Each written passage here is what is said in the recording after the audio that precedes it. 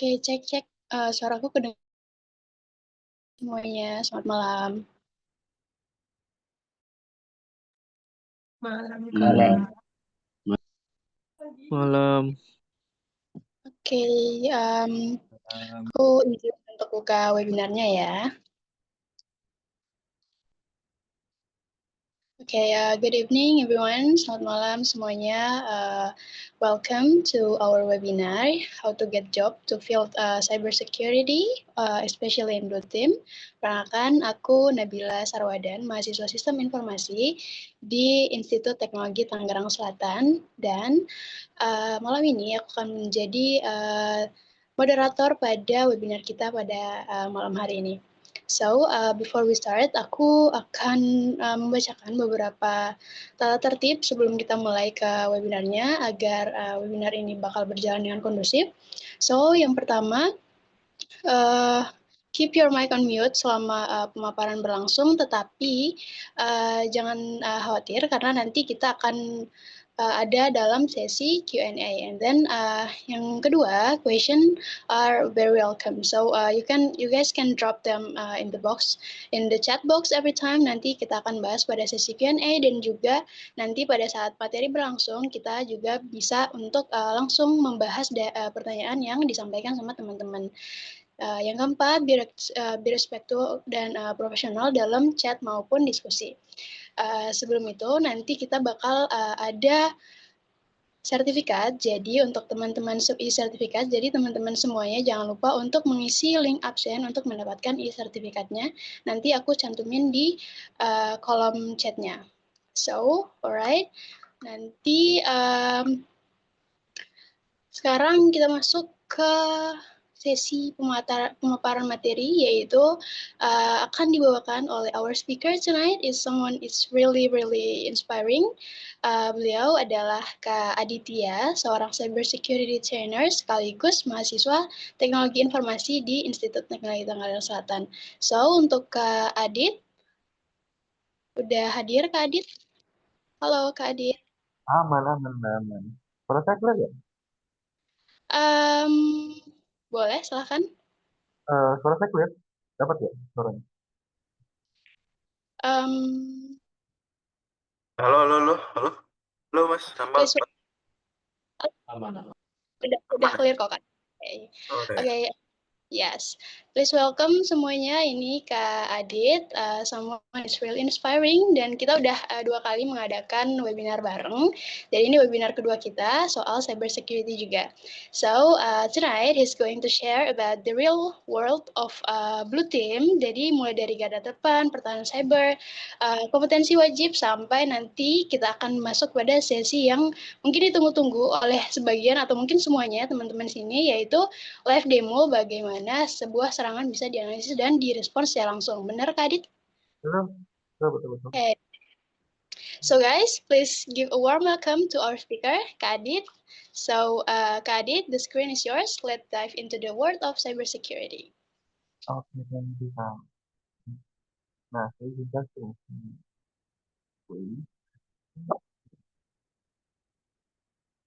harap saya lihat cepet kok. Ya, jadi kita akan langsung demo aja ya. Jadi saya sebagai formalitas saja pakai PPT supaya kelihatan ada yang dikerjain ya sebenarnya. Tapi insya Allah untuk materi yang eh, saya bawa, semoga membantu teman-teman bisa membayangkan blue team itu seperti apa. Atau mungkin ada yang masih singkat menambah portfolio, mungkin gabut atau mungkin udah bosan sama kerjaannya pengen nambah lagi gitu. Ya, welcome to cybersecurity terutama di blue team. Ini pun juga sebenarnya yang saya bawa sudah direvisi sama beberapa orang, sudah saya diskusi juga sama beberapa mentor gitu ya. Jadi insya Allah yang saya bawakan di sini juga adalah titipan-titipan dari beberapa orang yang bisa jadi referensi untuk bagaimana masuk ke dunia cybersecurity terutama di Bluetooth. Harapan saya semoga tidak ada yang salah ya. Untuk sinyal saya juga insya Allah harus Bikin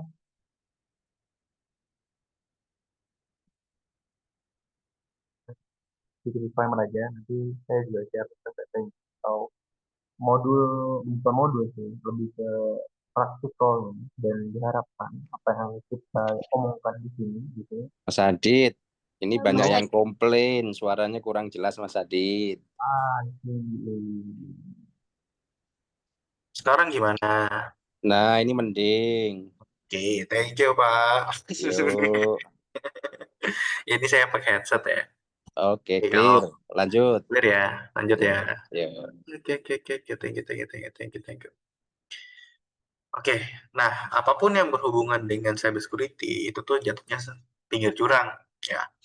Konteks pinggir jurang di sini adalah kadang niat kita baik tapi disalahartikan. Kadang niat kita buruk malah jadi lebih baik gitu ya. Jadi di sini harus ada hal yang didirikan dulu atau pendiriannya dulu. Apapun yang saya berikan, apapun yang teman-teman dapatkan, itu fokusnya adalah untuk educational purpose atau membangun core skill ke depannya. Memang sebenarnya yang jadi jahat itu lebih banyak dan lebih banyak uangnya gitu sebenarnya. Cuman kalau teman-teman mendapatkan pendirian yang konteksnya di sini ethical gitu ya, lebih enak kok sebenarnya. Gitu. Ya, daripada yang cepat uang, pasti cepat habis juga sih biasanya ya, pengalaman sih biasanya. Nah, berkaca dari banyaknya demands di Indonesia terutama di bidang cybersecurity ya, bulan Septemberan ya bulan lalu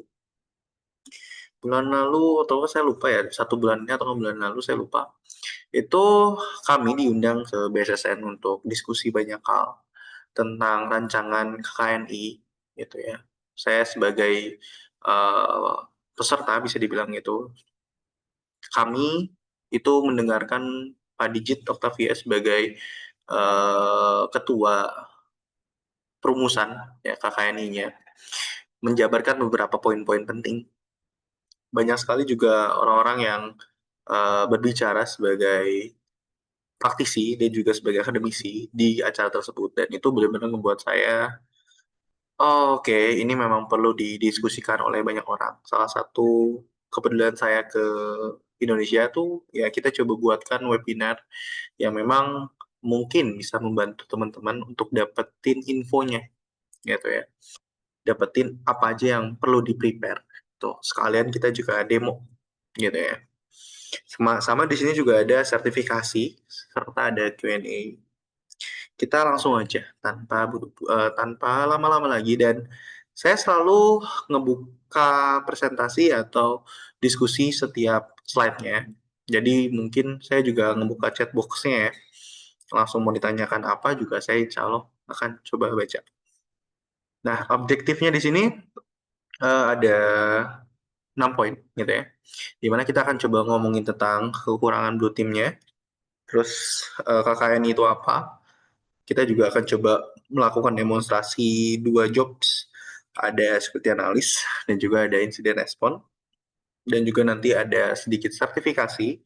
Setelah itu kita akan coba lakukan sesi tanya jawab jika memang diperlukan. Tapi selama saya nerangkan itu biasanya saya itu suka diskusi gitu ya. Jadi tanya jawabnya langsung aja juga nggak masalah. Asalkan dalam kondisi yang memang mungkin proper kan ya untuk kita tanya jawab. Sedikit informasi aja, saya suka menulis ya, ada di website Ilmu Tukang Notion Site. Belum saya banyak publish materinya karena masih banyak yang molor ya. Masih saya andu-andu di Notion-nya. Belum saya publish secara umum. Cuman insya Allah harusnya di tahun ini saya udah mulai on off banyak sosial media ya. Jadi harusnya udah bisa fokus gitu ya. Nah ini nih gabut nih. Nah, harusnya ini bisa di ya, saya stop share harusnya udah bisa. Nah ya betul. Share kembali. Oke. Jadi teman-teman bisa coba connect link saya dan biasanya saya di situ info-infonya. Oke, sekarang pertanyaan pertama. Saya selalu membuka presentasi saya atau webinar saya dengan pertanyaan. Ngapain sih Blue Team? Coba, ada yang sudah tahu Blue Team itu apa? Blue Team. Taunya Pentes, Mas. Taunya Bug Bounty, Mas. Nah, sekarang kita coba Blue Team itu apa? Ada yang tahu? Ada yang mau coba diskusi? Jaga server. Ih, ya juga sih sebenarnya. Alah, ingin dulu. Ya Allah, sedih banget. Sini respon, oke. Mantau monitor 24 jam. Waduh, waduh, nggak ada kehidupan. Pantesan jomblo. Testing internal, defensive SOC. Ya, ya, ya, ya, ya, ya, ya. Menjaga ekosistem. Oke, oke, oke, oke. Keren, keren, keren, keren. Mengenai lo. Keren, keren, keren. Ya, tim Bluebird. Ngebosenin mantengin lo. Ya Allah, Pak Agung. Pak Budi. Jagain mantan server ya. Oke, jadi sebenarnya yang saya tahu ya, dan yang dijelaskan di KKN ini pun juga ya sebenarnya 3 sih gitu. Ada security analyst, threat hunting, dan juga incident response di situ. Ya, 3 job itu yang selalu dimention di halaman portal Indonesia terutama. Untuk kedepannya sendiri, kita tuh sangat kekurangan di incident response sama di threat hunting. Karena di setiap sektor itu beda saat melakukan threat hunting-nya ataupun incident response-nya. Apa itu Mas incident response sama threat hunting? Atau security analyst sendiri gitu ya. Tadi udah ada yang jawab juga sih sebenarnya. Ini nanti tugas kita 24 jam shifting, alhamdulillahnya gitu ya. Memantau log gitu ya. Tahu log, ada kejadian apa, ada something bad happen mungkin di sistem, itu nanti security analyst coba melakukan analisa, mendapatkan overview konteksnya seperti apa dari alert-alert yang sudah ada. Threat hunting itu lebih ke proactive system. Kalau security analysis itu kan defensif ya. Konteksnya saat ada serangan, saat ada alert, baru bergerak si security analyst nih. Gitu. Fokusnya adalah melihat, menganalisa. Tapi kalau threat hunting, dia orangnya paranoid. Dia tuh kayak dukun sebenarnya. Gimana caranya supaya sebelum mereka serang, kita udah serang balik? Kalau teman-teman pernah baca bukunya Sun Tzu, ya. Saya lupa judulnya, The Art of War, saya lupa namanya, ya The Art of War. Itu dia selalu mention beberapa prinsip yang harus dipunyai sama threat hunting gitu loh. Ya, mungkin teman-teman di sini ada yang baca juga The Art of War. Itu buku yang bagus teman-teman. Jujur itu dipakai banget sama saya untuk ngubah banyak orang, bukan ngubah sih, lebih ke diskusi banyak orang untuk changes mindset gitu. Karena kalau misalnya mindset security itu beda sama mindset yang orang-orang lakukan. Kita tahu bahwa orang-orang tersebut itu atau orang-orang yang bikin something, misalnya nih ya, kita analogikan aja, kita analogikan security, itu blue team. Orang-orang yang mikirin atau membuat something dari dulu sampai sekarang, itu yang penting jalan dulu aja. Itu selalu seperti itu. Contohnya, kita saat, atau ilmuwan, researcher dulu, saat membuat protokol, seperti HTTP, dia nggak pernah mikirin security-nya. Barulah ada fitur TLS-nya, kita main HTTPS. Contoh lagi, ada paling umum IPv4, gitu ya. Dulu mungkin nganggap bahwa personal PC hanya ada di universitas. Tapi sekarang, sampai ke pintu aja, sampai ke CTV, kita perlu IP. Smart City ya, kayak gitu. Nah, kita sebagai orang security harus mengubah mindset kita. Supaya apa? Gak cuma berjalan, tapi juga secure. Nah, salah satu negara yang saya pantau sekarang adalah, kalau nggak Taiwan, Korea. Ada yang tahu nggak jawabannya kenapa saya pantau? Maksudnya pantau itu adalah perkembangan security-nya, perkembangan aplikasinya. Gitu. Ada yang tahu kenapa? Saya biasanya mantau orang Taiwan atau orang uh, Korea. Ada yang tahu? Orang-orang mereka cyber security-nya kuat-kuat. logikanya jalan. Saya coba kasih tahu ya. Eh, jawabannya cuma satu. Mereka ada ketakutan. Mereka ada ketakutan diserang sama negara seberang, sehingga sangat ngebuat aplikasi atau doing something, gitu. Dia nggak hanya mikir itu yang penting jalan, tapi juga bagaimana supaya sistemnya juga minimal tidak dicuri sama negara seberang. Tahu ya maksud saya ya? Taiwan dan Korea. Saya nggak perlu memperjelas dong, gitu ya. Oke, selanjutnya di sini juga problem yang umum dimension gitu, yang kemarin kita diskusikan.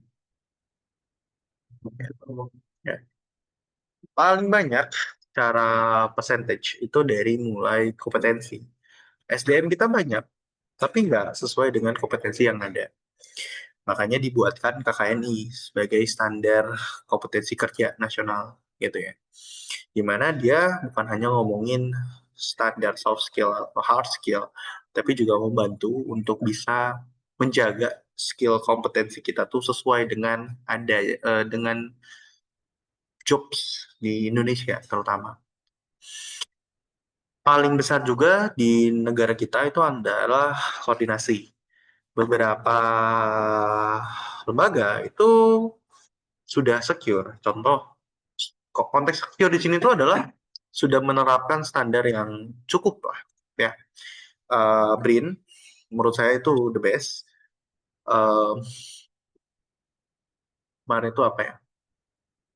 Ya kita mention salah satu aja deh, di BRIN. Dia udah pakai Kubernetes, dia juga udah secara arsitektur juga udah pakai, bukan hanya pakai 3-tier gitu ya. Tapi dia udah mulai yang level-levelnya microservices. Secara security pun juga nggak kaleng-kaleng gitu ya. Mereka udah menerapkan banyak fitur yang memang mungkin nggak bisa disebutkan juga di sini. Tapi ya konteksnya, beberapa lembaga-lembaga kita itu tuh udah secure. Secara umum ya, secara teknologi itu udah update. Tapi sebanyaknya ya lembaga-lembaga kita itu juga banyak yang nggak secure. Maka dari itu sebenarnya koordinasi dari tiap lembaga aku tuh sangat kurang. Kemarin aja pun sebenarnya dimention untuk kita bikin yang namanya salah satu platform ISAC. Ya, ISAC itu ISAC ya, Information Sharing Analysis Center gitu. Jadi salah satu, mungkin kalau di luar itu kayak berita koran khusus untuk lembaga Indonesia gitu. Kayak lembaga-lembaga pemerintah kan sebenarnya diserangnya, kita tahu bahwa bukan hanya APT, tapi juga kadang ada hacktivist, kadang juga ada insider threat juga sih gitu ya. Tapi banyak. Maka dari itu sebenarnya terpolakan gitu. Kalau kita bisa belajar dari masalah lalu, sebenarnya masalah kedepannya itu bisa kita minimalisir. Ingat, apa yang kita lakukan di cybersecurity itu bukan menghilangkan resiko, tapi mengurangi resiko. Makanya sebenarnya kita tuh harus belajar probabilitas, sehingga kita mengerti kemungkinan terjadi event kayak insiden-insiden tersebut tuh ternyata ada waktunya di situ. Ya, ada eventnya. Kadang APT tuh dia berkoordinasinya tergantung tanggal, tergantung mau kapan kita serang di dunia apa, di acara seperti apa. Oke, oke ya. Oke, tidak ada pertanyaan. Ada yang mau ditanyakan dulu sebelum saya masuk lebih lanjut? Jadi ini adalah beberapa national problem yang diringkas oleh saya dan juga tim. Gitu. Mulai dari teknologi itu udah pasti. Ya. Ancamannya juga mulai berkembang. Bukan hanya yang kita tahu, banyak sekali antivirus itu hanya mengandalkan signature detection atau rule based detection. Itu benar-benar udah ketinggalan zaman.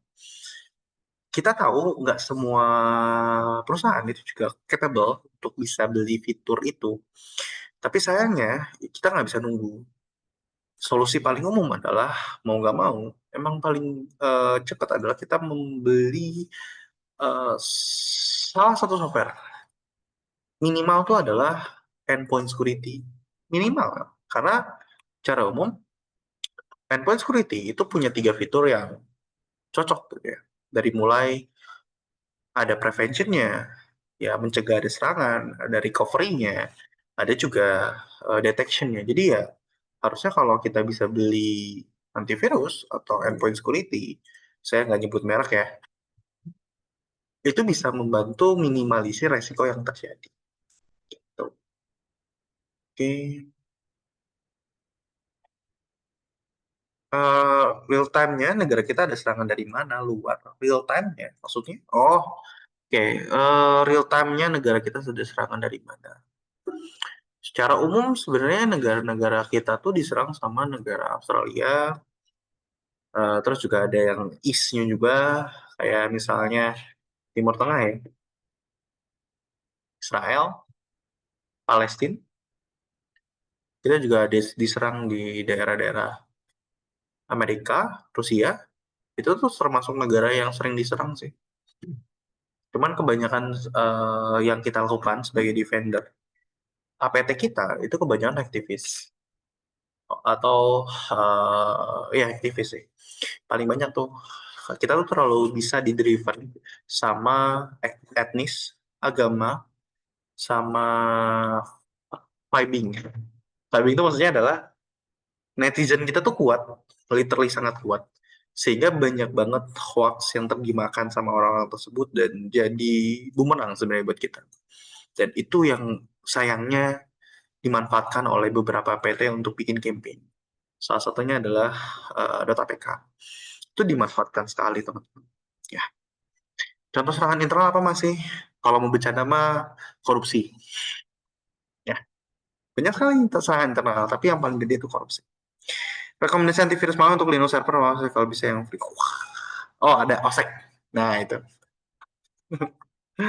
Walaupun OSEC itu adalah role detection atau signature base, tapi kalau kita bisa gabungkan dengan banyaknya fitur machine learning gitu ya, kita bikin Python scripting untuk deteksi malware, itu bisa jadi anomaly detection sebenarnya. Kemarin juga, alhamdulillah saya maintain beberapa tim yang memang bikin anomaly detection gitu ya, menggunakan OSEC dan dia menggunakan machine learning gitu ya. Dia juga menggunakan IDS dan ya work gitu. Dia bisa mendeteksi anomaly detection menggunakan OSEC dan juga menggunakan Wazuh, dan kalau nggak salah dia itu pakai IDS-nya, saya lupa IDS-nya apa ya. Bim, IDS-nya apa ya, Bim? Ada orangnya kok. Ya, ada orangnya di sini kalau nggak salah. Tuh, ya. Tapi ya, tuh, ya, rekomendasinya. Tadi ada yang hands, ada yang merempangkan hands, ada apa? Ada yang mau open mic, Kak? Kak, saya mau nanya. Boleh. Siapa dulu nih? Siapa? Sorry. Raffi dari Bekasi. Oke, boleh Mas Raffi. Menurut kakak, kenapa Smadaf itu dia tidak bisa berkembang dan bersaing dari era kemasannya di 2013 ke bawah, sehingga sistem antivirus dan cyber security-nya itu dia bisa kalah jauh sama merek-merek lain macam dari Rusia atau dari Amerika. Ya, betul. Oke, pertanyaan langsung vendor ya.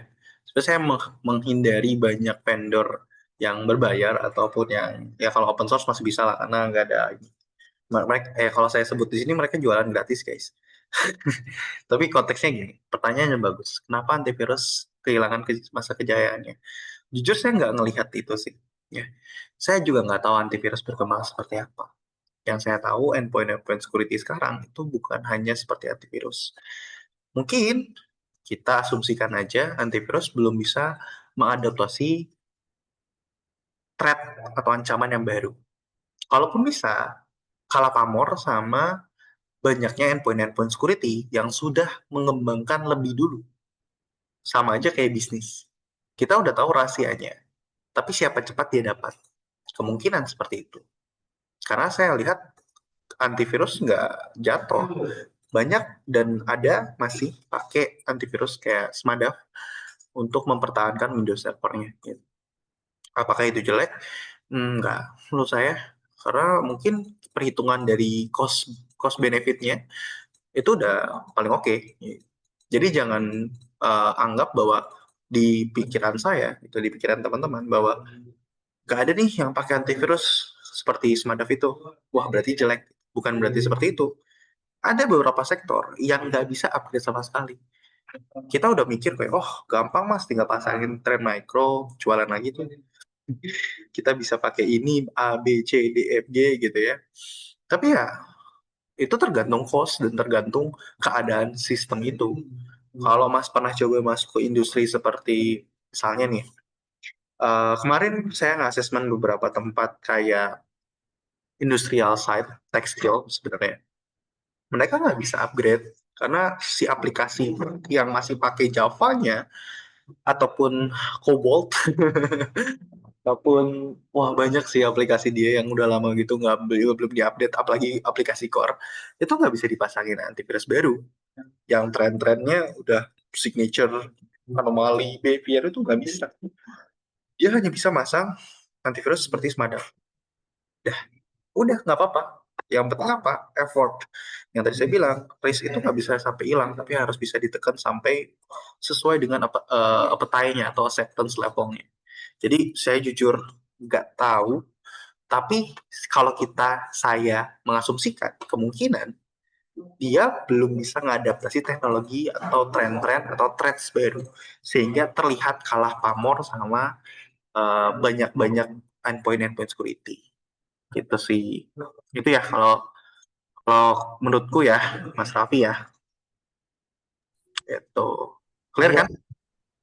terima kasih banyak Kak. Ngomong-ngomong, Thank you. Yes. cuma tanya kalau misalnya di ekosistem distro misalnya kayak Linux ataupun di Mac OS itu apakah dia punya kayak sistem Defender-nya sendiri seperti Microsoft Defender?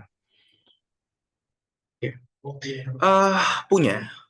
Kita tahu tadi Mas juga sebut bahwa Microsoft itu punya Microsoft Defender.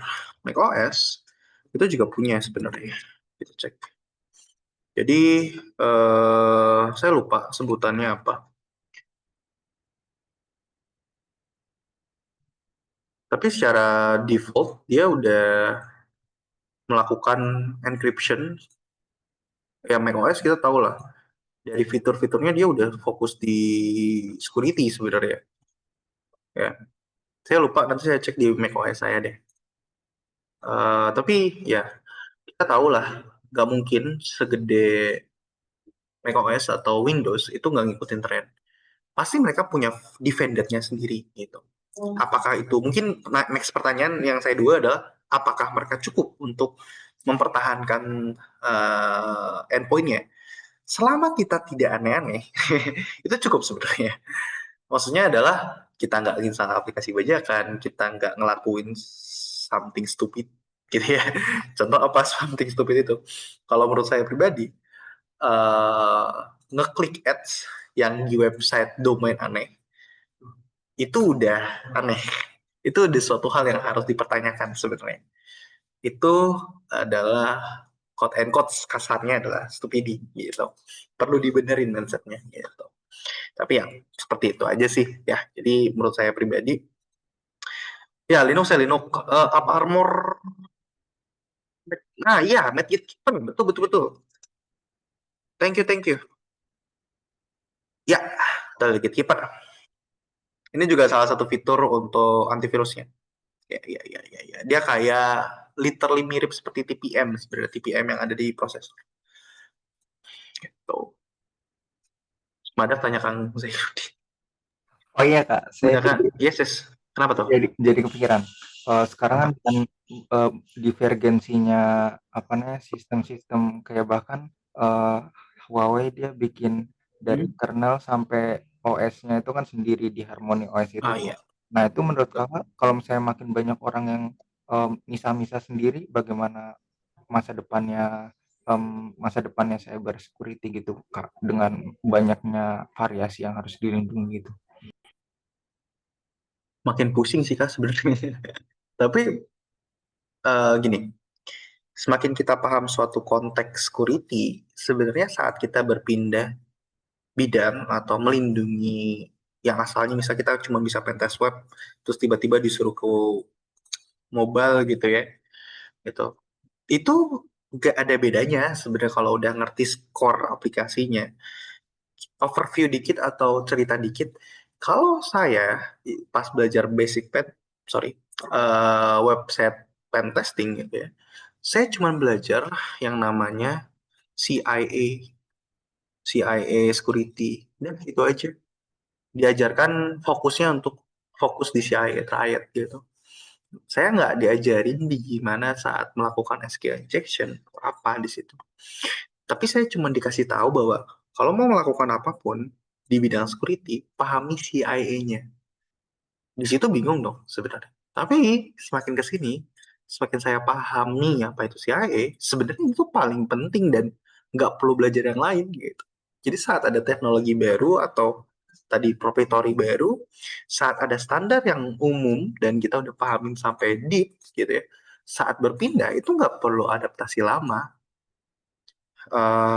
As experience saya sendiri, saat kita pentest misalnya dari enterprise site website biasa aja gitu ya, kayak misalnya kita ya saya nggak mau juga sih, ada nggak ya website nggak bisa sih.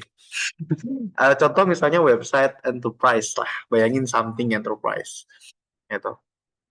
Itu pentestnya mungkin kita fokus di OWASP Top 10, tapi saat kita pentest di fintech, saat kita pentest di something financial financial side atau ya financial lah, kayak bank gitu, itu sedikit sangat berbeda sebenarnya. Tapi karena kita paham yang mau kita tuju, karena saya paham apa itu CI triad, saya fokuskan nggak perlu menghafal nama OWASP Top 10 dan lain-lain untuk bisa dapetin itu. Jadi ya cuman paham CI triad. Jadi ya mungkin terlalu jauh ya. Ya, ini sedikit overview aja. Jangan takut saat ada teknologi baru, tapi hungry gitu, lapar. Mengerti kayak, oh oke, Huawei ada Harmony OS. Dia fitur security-nya gimana? Oh, ternyata sama aja kayak saya Linux gitu. Dia pakai konteks ACL di situ. Oh, biasanya ACL tuh bisa dilakukan spoofing loh. Spoofingnya gini nih biasanya nih. Nah, ternyata itu impact-nya dari integritas aplikasinya, bla bla bla bla bla bla bla bla bla. Jadi ya kalau udah sering baca-baca dan mahamin standar saat ada teknologi baru, nggak perlu ribet buat adaptasi kalau memang mengerti dari si AI Triad ini. Mungkin nanti dosen-dosen atau mungkin nanti ya dosen saya di sini menjelaskan si AI Triad gitu. Nah, cara menjelaskan si AI Triad itu sangat berbeda-beda tiap orang. Tapi itu tuh yang paling penting. Karena berbeda, kita bisa pahami perspektif orang-orang dan setiap perspektif itu punya nilai sendiri. Itu yang ngebuat saya nggak takut saat ada teknologi baru, nggak takut bingung gitu. Ya udah gitu, itu pasti akan ada dan ya udah gitu. Mungkin saya nggak tahu itu menjawab banget atau enggak, tapi saya harap itu bisa membantu sih. Oke, cukup kali ya. Mas Raffi gimana? Oke? Oke Kak, terima kasih banyak. Oke, thank you ya, thank you. Satu pertanyaan lagi, bentar. Bang mau nanya apakah web itu aman untuk biaya? Tidak berani. Saya alhamdulillah sudah mulai wajib pajak ya, gitu ya. Eh, menggunakan Maple Cortex, experience pribadi sebagai orang yang sering megang laptop, saya menyerah, saya langsung ke DCP-nya aja. Itu aja sebagai experience user ya. Ini kan sebagai apa ya, rakyat yang membayar pajak yang membayar pajak gitu. Jadi saya sebagai itu aja ngasih tahu bahwa saat saya mau pakai Cortex-nya, saya menyerah dan saya pindah ke DJP langsung. Offline saya langsung ke sana. Oke, terakhir nih Mas Aji. Cara membedakan atau membaca log akses untuk masuk ke user. Oh, oke. Mas Aji, thank you. Susah. Nah, itu susah untuk diimplementasi kalau kita pakai yang namanya ini. Karena kebanyakan sistem Indonesia, bukan hanya Indonesia tapi luar juga, itu dia menggunakan sistem role base. Role base itu seperti misalnya, bentar ya, Nah, harusnya ada. Dia harus bikin sendiri sih. Oke, kita pakai Kakuazu aja. Saya lupa lagi signature-nya. Terus, hmm, ya. Jadi, eh kenapa saya bilang langsung susah? Gitu. Karena kebanyakan beberapa fitur endpoint security atau beberapa sistem, gitu ya, dia nggak bisa membedakan mana anomali traffic, mana bad traffic, mana good traffic. Mungkin itu sebutan saya ya. Karena masih menggunakan konsep yang namanya rules detection ini, gitu. Atau signature hanya sebagai kayak ngasih beberapa parameter yang parameternya tuh mungkin tabu gitu loh. Nggak bisa membedakan mana DDoS, mana good tapi memang peak gitu. Itu nggak bisa, susah. Karena DDoS itu kan banyak parameternya. Maka dari itu mau nggak mau kita harus menggunakan yang namanya anomaly detection. Gitu. Anomaly detection. Dimana nanti kalau kita pakai anomaly detection akan belajar yang namanya NetFlow. NetFlow itu kan mengeluarkan data statistik, di mana nanti ngasih tahu bahwa kalau misalnya peak gitu ya, peak traffic, dia akan ngasih tahu ini loh biasanya puncaknya segini. Kalau bukan peak traffic, umumnya tuh contoh misalnya 50%. Nah, jadi saat ada DDoS, ya, kalau tidak keluar dari peak traffic, itu dianggap oke, aman. Tapi kalau dianggap di luar dari peak traffic, itu bisa jadi anggapnya quote and quote DDoS gitu. Tapi kan masih ada misalnya masih ada kelemahan Mas dan seperti itu. Semua teknologi itu pasti ada kelemahan. Tergantung kita acceptance seperti apa. Tapi konteksnya untuk bisa mendeteksi mana DDoS dan traffic yang memang tinggi gitu ya, kita harus menggunakan yang namanya anomaly detection. Nah, salah satu caranya adalah menggunakan NetFlow ini gitu. Dimana NetFlow itu akan mengeluarkan statistik di mana ada angka bawah, angka atas, nanti dihitung probabilitas sehingga mendapatkan mana nih yang memang dianggap bad traffic dan good traffic. Nah, itu aja dulu ya. Kita masuk dulu ke lagi. Ya, saya harap penjelasan saya clear, tapi saya juga ingin tahu. Tadi siapa yang nanya tuh? Sorry. Mas Aji gimana nih, Mas Aji? Clear?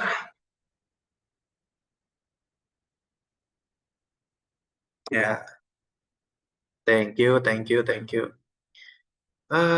Kenapa ini tidak bisa buat saya? Saya nggak bisa jawab, Mas, karena ada kok sebenarnya. Bisa kok. Bisa. Banyak. Cuman yang nggak ke sorot aja. Ada. Nama Indonesia, oke, nanti dulu ya Mas. Banyak sekali nih pertanyaannya, seru. Oke, nah ini ada standar kompetensi, yang dimana standar kompetensi ini yang saya masukin atau yang saya mention itu ada dua. Yang satu yang nomor 14 tahun 2024, sama yang satu lagi yang tanggap siber, di mana tanggap siber itu baru disahkan di tahun ini. Gitu. Ya, ini tuh masih rancangan, enggak sih, udah ya, SKK ini masih apa. Nah, dua aturan ini saya share ya, biar teman-teman baca langsung aja, nggak dibacain sama saya gitu. Saya yakin teman-teman juga suka baca ya, saya harap, sangat berharap.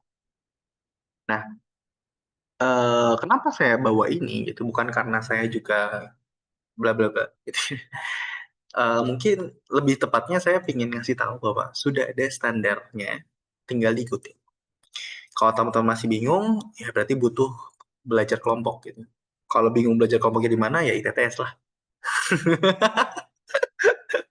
Tapi konteksnya adalah, emang kalau kita pengen masuk ke dunia kerja, kita harus tahu mana nih hal yang perlu kita samakan dulu gitu ya, supaya orang-orang tuh menerima kita, acceptance kita gitu. Ini ada standarnya. Pertama mungkin saya fokus di standar yang nomor 14 dulu. Ini tentang SOC, ya, Security Operating Center gitu. Nah, ini udah ada, nah, skill set, nah, tuh, skill set, sorry. Tuh, nah, ini. Kompetensi skill yang bisa teman-teman perdalam gitu. ya, di mana ada kodenya SOC, nomor 1.1 membuat model operasi strategi security operating center, yang 2.1 merancang kapabilitasnya, 3.1 prosedur penanganannya. Wah Mas bingung Mas, langsung dipraktekin aja nggak sih? Oke, ya siap, saya praktekin langsung ya. Tapi konteksnya di sini saya ingin ngasih tahu bahwa ada loh standarnya, dan harusnya nggak usah pusing-pusing lagi untuk bisa mengejar dunia profesionalitas. Kenapa seperti itu? Kenapa nggak bingung? Kan Mas ada X factor lainnya. Dengan data, X factor tersebut tuh sebenarnya bisa diminimalisir. Dengan teman-teman tahu datanya standarnya seperti ini, teman-teman tuh harusnya udah bisa memperkecil quote and quotes ya, keberuntungan yang tidak disengaja gitu. Mungkin teman-teman harusnya paham sih. Keberuntungan yang tidak disengaja itu maksudnya adalah tiba-tiba jadi orang kaya gitu. Tiba-tiba nggak tahu kok bisa dapat cewek cantik gitu. Ya, kita mengurangi hal seperti walaupun bagus ya, tapi ya kita mengurangi. Kenapa? Karena kalau kayak gitu biasanya nggak ada plan. Dan security, kalau nggak ada plan, itu bukan security. Sama aja kayak risk, karena kita ngomongnya risk sebenarnya. Kalau kita nggak bisa mengurangi dan mengerti risk itu risiko ya, mengurangi risiko yang ada, itu bukan security, itu apa? Dukun. Kita harus tahu resikonya sehingga ngerti gimana cara menanganinya. Gitu. Ya. Oke, ini beberapa tanggap siber yang sekarang saya bakal demokan gitu ya. Jadi ada beberapa poin-poin yang bisa saya demokan sekarang gitu, dan kita bisa diskusikan. Contoh adalah kita akan coba melakukan yang namanya ya, ini ke copy paste nih kayaknya. Melakukan konfirmasi kemungkinan terjadinya insiden siber, kita akan menganalisa sebuah insiden, terus kita juga akan melakukan RCA, yaitu root cause analysis, dan kita juga akan melakukan yang namanya recovery system.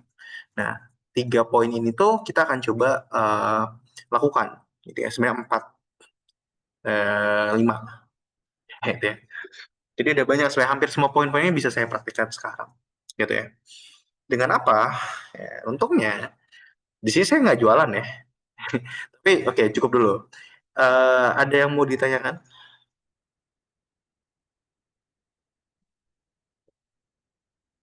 Kenapa Indonesia nggak bikin Defender pusat untuk hadapi malware? Jadi pokoknya cukup untuk sebuah DB tips.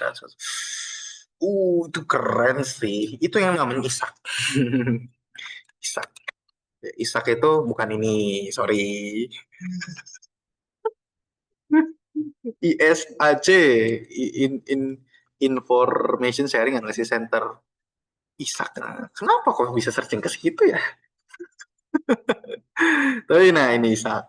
ISAC itu bisa dibilang kayak let's say paling mudah adalah database. Bayangin aja database sama kayak kata Mas Dit bilang gitu ya. Database itu berisikan tentang malware-malware. Jadi kalau orang-orang ingin tahu bahwa aplikasinya ini malware atau enggak, dia akan langsung nanyain ke ISAC itu. Bro, malware bukan? Oh iya, oke, nggak usah di-install. Nah, Indonesia lagi menuju ke situ. Karena BSSN itu juga udah mulai ke sana. Banyak kok orang-orang pintar di Indonesia, jujur, sangat banyak. Banyak juga orang-orang yang peduli dengan Indonesia, banyak juga orang-orang yang suka sama Indonesia. Tapi kita kehalang sangat banyak gap untuk ke sana. Bukan berarti nggak bisa, tapi proses pelan-pelan. Namanya juga kan security ya. Security itu bukan teknologi, tapi proses. Jadi kalau langsung cepat, nggak bisa. Itu harus ada prosesnya. Oke, boleh Mas Raffi. Kayaknya seru nih Mas Raffi. Kenapa? Pak, saya mau nanya, kenapa ya Arab itu dia kan tahun 70-an dia sangat maju soal teknologi, bahkan dia bikin sistem penulisan komputer yang awalnya left to right menjadi right to left, yaitu tulisan Arab yang decoding beda. Nah itu, tapi kenapa dalam hal teknologi bahkan sekarang Internet Defender atau firewall itu dia tidak maju, bahkan selama Arab Spring itu penuh dengan hoax-hoax dan kebohongan internet begitu, nggak seperti di Tiongkok. Oke, ini asumsi saya. Balik lagi, apa yang saya omongkan ini itu hanya sebatas asumsi. Tapi itu pun juga secara umum yang saya baca terkait dengan insiden-insiden yang ada di dunia. Alhamdulillah saya bisa ada akses ke situ, ya. Tapi aksesnya di mana, Mas? Ya di Discord, di news, subscribe ke news, ke Sans gitu ya. Ke beberapa Sans tuh ini ya. Sans. Nah ini. Sans Institute. Yang ini ya. Tapi yang ini nih. Gitu. Subscribe ke sini, mailing list ke sini supaya apa tahu informasi-informasi tersebut. Betul, thank you Mas Raffi, sangat melek sejarah ya. Salah satu orang yang nanti nggak akan lupa sama insiden atau bisa belajar dari masalah tuh orang yang selalu membaca dengan sejarah, dan setiap sejarah itu selalu ada polanya. Betul, yang saya tahu adalah salah satu negara yang bisa dibilang powerful dalam segi defendernya adalah negara East gitu ya. Tapi security itu nggak jauh dari dunia politik. Setiap negara itu selalu ada politiknya, dan politik itu nggak jauh beda dari security, selalu berdampingan. Maksud konteks di sini adalah Indonesia pun gitu. Kalau ingin lihat event 5 tahunan di Indonesia, dan security secara fluktuatif naik lagi gitu ya, itu selalu ada pola. Maksudnya apa Mas event 5 tahunan? Ya teman-teman tahu lah event 5 tahunan. Apa itu? Ya, pemilihan presiden. Salah satunya itu. Nah, ini hanya asumsi. Ini asumsi gila sekali. Jadi jangan ditelan bulat-bulat, coba pahami lagi dari sejarah ini. Kenapa negara itu banyak diserang, banyak kerentanan, hingga Mas bilang security di sana lebih bagus daripada kita. Karena paling umum, negara itu nggak takut apa-apa. Negara itu merasa semuanya bisa dilakukan. Negara tersebut merasa bahwa nggak perlu lagi upgrade. Negara tersebut merasa bahwa ya udah sih tinggal jalanin aja sistemnya gitu. Dan ternyata biasanya kalau hacker kayak gitu itu biasanya nantangin.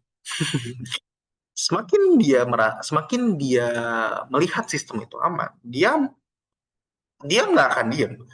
Dia mikir, dia frustasi, si hacker ya.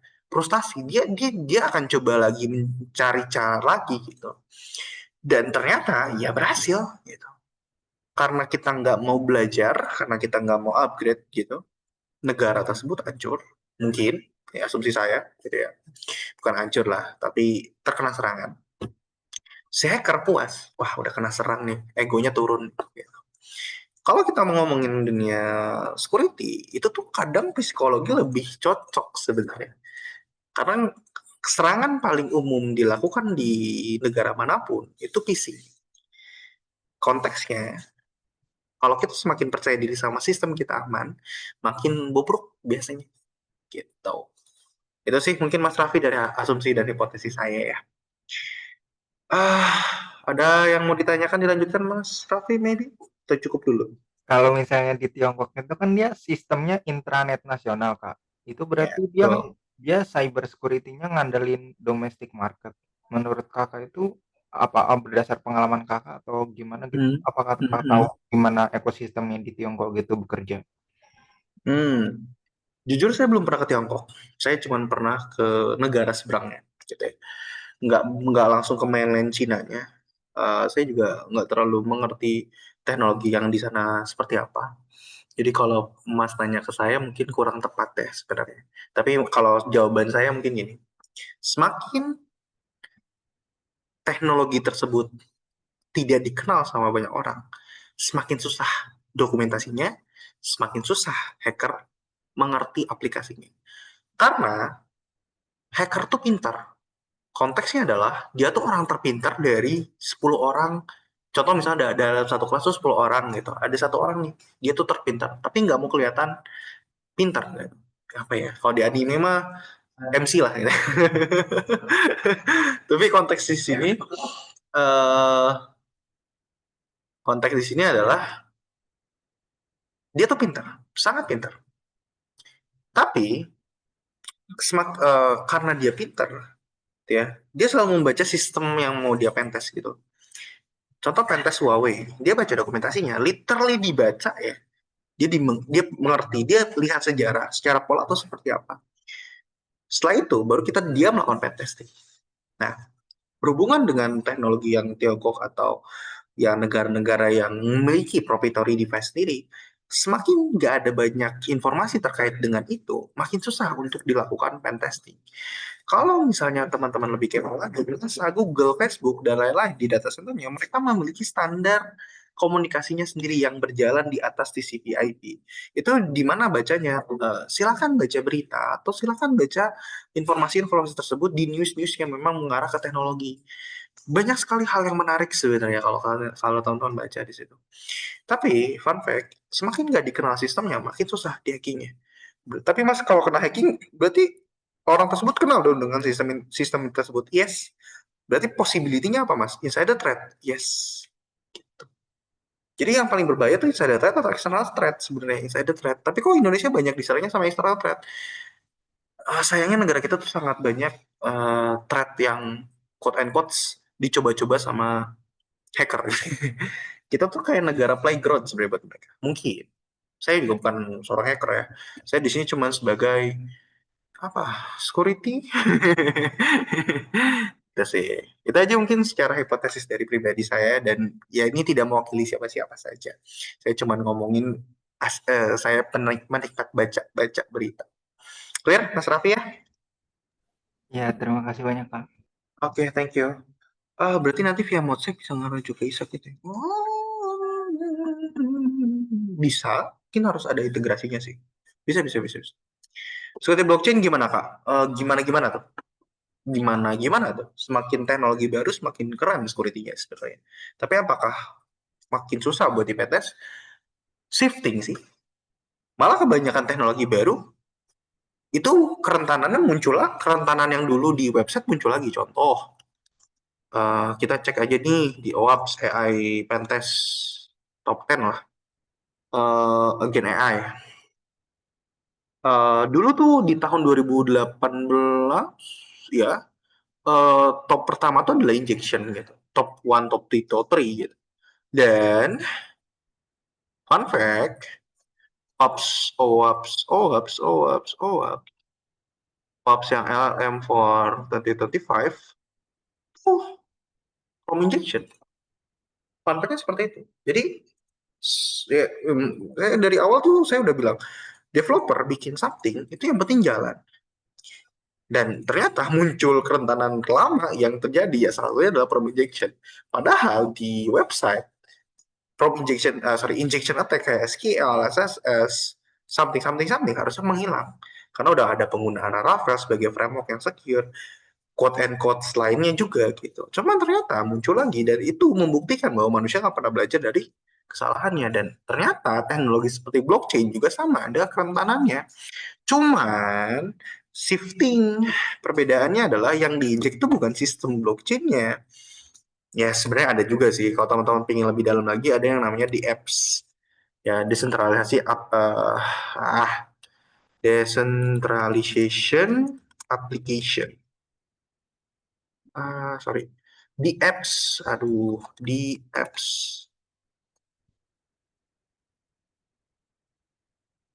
apa ya, malu saya kalau nggak tahu tuh blockchain di apps. Ada yang tahu teman-teman keywordnya apa di apps?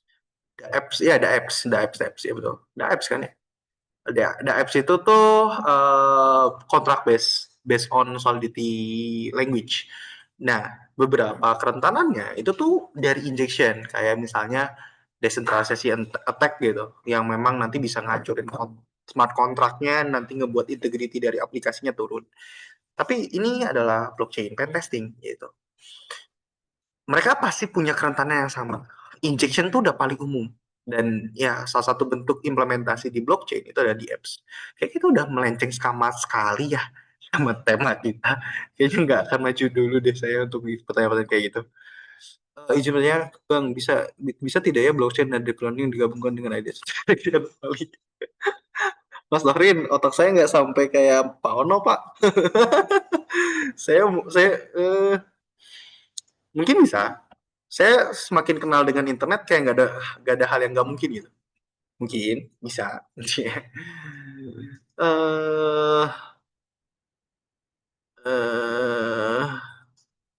Betul. Oh iya juga ya. Buka Grok atau buka AI something silakan ya. Tuh setuju. Sini saya nggak akan buka ChatGPT sih, ataupun AI yang saya pakai. Bahaya. ada something di situ. Ya, sekarang malah ya. Iya, sekarang malah tuh AI itu privacy. Menurut saya pribadi ya. Gitu. Oke, sepertinya udah ya. Saya akan langsung lab aja. Saya juga nggak akan lama-lama sih. Di jam itu kan 21.45 ya. Kayaknya enggak sih, nggak sampai segitunya sih. Kita lihat aja ya. Oke, di sini akan langsung praktekkan beberapa skill set yang ada di KKNI. Di sini saya bukan orang yang menyusun. Di sini saya sebagai peserta aja yang mendengarkan presentasi dari banyaknya praktisi-praktisi yang keren-keren. Di situ banyak sekali mention something yang sebenarnya mungkin nggak bisa saya sebutkan satu-satu. Tapi ini salah satu yang memang saya konsep di situ.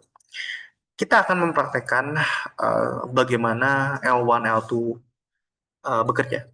Atau sedikit tentang L3 juga. Gitu ya. Cuman nggak terlalu deep dive ke forensik, deep dive ke threat hunting di situ. Cuman ini ada beberapa bagian dijadiin satu.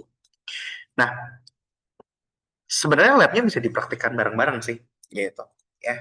Cuman emang teman-teman harus punya akun namanya Lab Defense. Apakah berbayar? Ada beberapa pet yang nggak berbayar. Ada juga hal-hal yang bisa dipraktikkan langsung. Waduh, bentar, saya singin dulu. Ya. Jadi ya, bentar, saya singin dulu.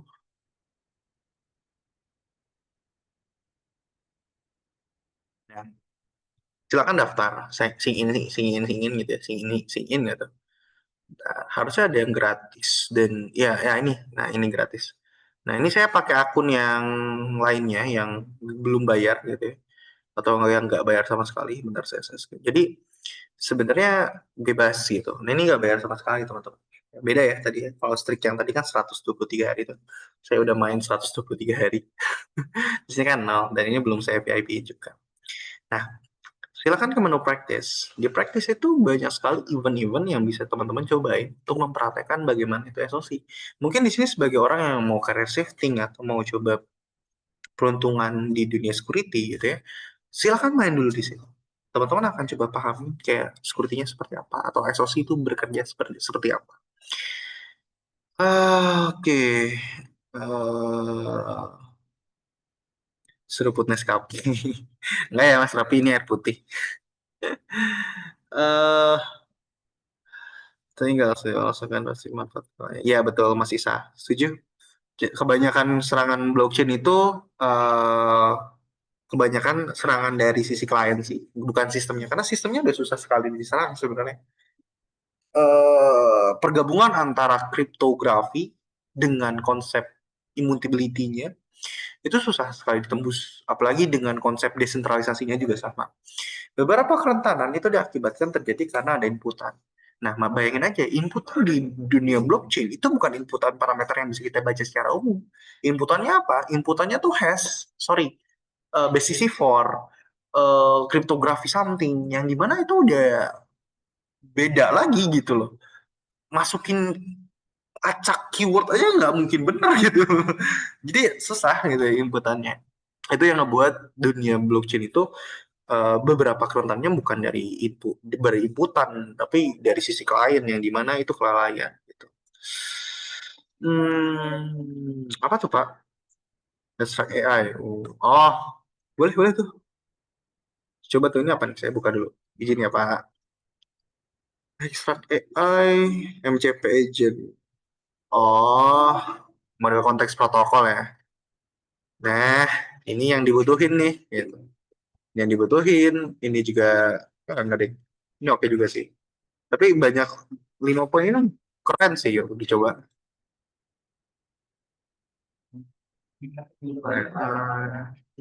Oke, sorry teman-teman, mungkin di belakang saya ada suara, tapi sorry, maafkan. Nanti saya lanjut. Nah, saya tunggu teman-teman untuk coba login ke Lab Defense-nya. Kita akan coba bareng-bareng. Gitu ya. Harus kita coba ya. Saya juga belum nyoba langsung di akun saya yang ini. Kita coba yang gratis dulu aja, yang emang nggak subscribe sama sekali. Saran saya sih nunggu bulan 10 atau bulan 11 untuk dapetin diskon. Atau diskon siswa. Biasanya 50% tuh harus punya email ITTS. Nggak email universitas. Itu teman-teman nanti dapat 50% sama kayak yang saya. Tapi ya kita coba cek dulu ke yang ini dah. Ya, salah satu kurangannya saya pilih satu-satu aja. Yang ini nih, SOC bla bla bla bla bla. Oke. Gimana di practice dimensional dulu, ini banyak sekali poin-poinnya. Ini apa Mas gitu. Jujur saya nggak tahu apakah saya punya waktu untuk menjelaskan semuanya. Saya mungkin sedikit overview aja. Bayangin aja, monitoring tuh kayak kumpulan log lah, SIEM gitu ya, SIM di sini tuh ya, ada SIM. Nah, SIM. Enggak. Monitoring tuh kayak dashboard yang isinya tiket. Bayangin kayak gitu. Dashboard yang isinya tiket, tek gitu. Nah, di mana di dashboard tersebut ya ada tiket tiket yang bisa kita escalate atau kita respon gitu ya, atau kita sebagai analis itu akan memahami kayak oh ada orang yang membuktikan melaporkan ini di monitoring dashboard. Ada juga log management. Nah ini SIM yang membantu kita untuk bisa dapetin view lebih dalam. Raw log tuh di sini. Nah ini case management yang kalau kita take action harusnya dia ada di sini gitu ya. Jadi nggak usah dibuka sih. Jadi saat kita masuk ke sini dengan klik itu nanti akan mengarah ke case management. Ini endpoint security-nya. Ini endpoint yang bisa kita lindungin. Kita respon di sini. Saat kita klik salah satu, dia ada salah satu respon yang bagus, yaitu containment gitu ya. Di sini juga ada log endpoint-nya. Nah, salah satu fitur endpoint security itu bisa ngelihat semua ini. Ini yang bagus. Kenapa? Karena threat sendiri itu kebanyakan dari endpoint sekarang gitu ya, insider threat. Nah, kalau kita bisa mendapatkan informasi ini, kita sebenarnya udah harusnya bisa mendapatkan bayangan yang terjadi di season itu seperti apa gitu ya. Nah, ini email security, ya phishing something. Nah, ini threat hunting nih. Nih ya, dia melihat threat intel gitu ya. Malware tuh biasanya pakai IP-nya ini ya. Gitu. Ini malware-nya ini ada tag-nya sih. Ya. Nah, kita coba cek IP-nya bahwa seperti itu ya. Oke, kita coba lanjut aja. Di sini ada yang perlu saya tunggu dulu sebelum saya praktek. Ada yang mau praktek bareng atau mungkin diskusi bareng dulu sebelum dicobain? Kalau nggak ada, oke, saya coba praktekin dulu ya. Ini mudah, jadi nggak perlu, harusnya ya, kalau teman-teman udah pernah bekerja di bidang IT, harusnya sebenarnya bisa melakukan ini. Tapi kalau orang-orang yang baru masuk ke IT, mungkin sedikit perlu membayangkan gitu. Tapi harapan saya, penjelasan saya cukup bisa memberi gambaran secara kurang lebihnya seperti apa. Oke. Bayangin aja, ada di situasi kondisi di mana kita sebagai security analis melakukan monitoring event, yang di mana nanti event tersebut itu muncul nih pop-up target. Wah, ada event nih, dari siapa? Oh, dari teman gua nih. Kenapa dia katanya? Oh dia ngelaporin ada critical security event di jam sekian. Alert-alertnya seperti ini nih. Wah, ini bahaya banget nih kalau beneran terjadi. Kayak gue harus coba lakukan ini deh, escalate deh, atau gue coba analisis dulu deh gitu dari laporannya teman gue ini. Oke, kita coba take action gitu ya. Take action. Nah, nanti dari take action itu akan masuk ke investigation channel gitu ya. Nah, ya. Coba saya duplicate dulu. Oke. Dari investigation channel ini gitu ya, dia tuh udah dibikin kayak dashboard khusus yang memang punya saya. Jadi saya tiap harinya tuh menginvestigate beberapa tiket nih gitu. Nah, sekarang itu saya coba lakukan create case. Gitu ya. Nanti gitu ya, dia harus masuk ke case management dan akan menjalankan yang namanya playbook. Nah, playbook ini adalah prosedural yang dikerjakan, yang dipraktekkan, yang jadiin standar orang-orang L1 sama L2. L1, L2 itu apa? Di slide pertama tuh udah jelasin. nggak dijelasin sih, dikasih tahu. Security analyst itu L1, L2 itu incident response, dan L3 itu threat hunting. Nah, dengan kita melakukan ini, playbook, itu tuh bisa dianggap kita tuh sebagai L1 yang sudah mau ke L2. Atau L2 yang mau ke L3. Atau ya L1, L2, L3 gitu ya. Jadi sebenarnya playbook ini tuh dikerjakan oleh semua orang, tergantung purpose-nya apa. Kita coba playbooknya sekarang. Ya, kita coba start playbook.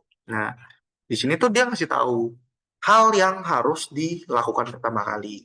Yaitu dia ngasih tahu bahwa kenapa alert ini ke-trigger gitu ya. Sekarang kita akan coba ngecek nih. Coba kita examine the rule name-nya dulu. Kayak kita cek di rule name-nya di investigation channel. Wait, nah, rule name itu yang ini, berarti kan? Gitu. SOC 342, saya ngasih tahu apa yang saya harus lakukan. Nah, soalnya gitu ya. Rule name-nya itu adalah CVE something 5370. Ini yang ngebuat saya concern. Apa nih gitu ya? CV ini tuh apa gitu. Oke, sebelum saya searching, kita coba cek dulu. Rules name are usually created specific for the attack to detected by examining the rule name. You can understand which attack you are facing. Oke, berarti outputnya adalah kita harus tahu nih serangan apa yang terjadi. Searching lah. Jujur aja ini selalu saya bercandain.